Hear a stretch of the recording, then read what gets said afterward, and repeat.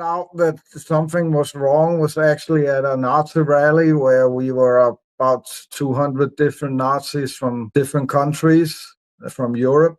And I remember I finished my speech and people are clapping, they're standing on the chairs, they're cheering my name.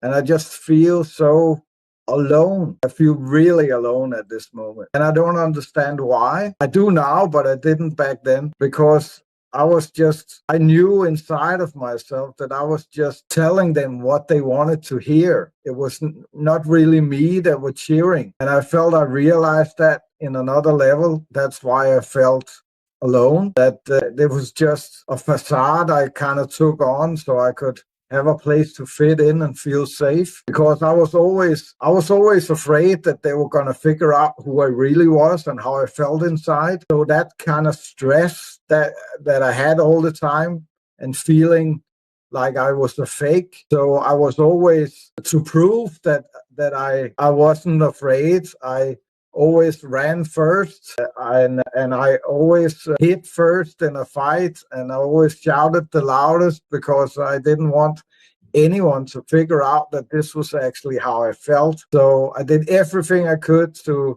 kind of hide that fear that I had inside.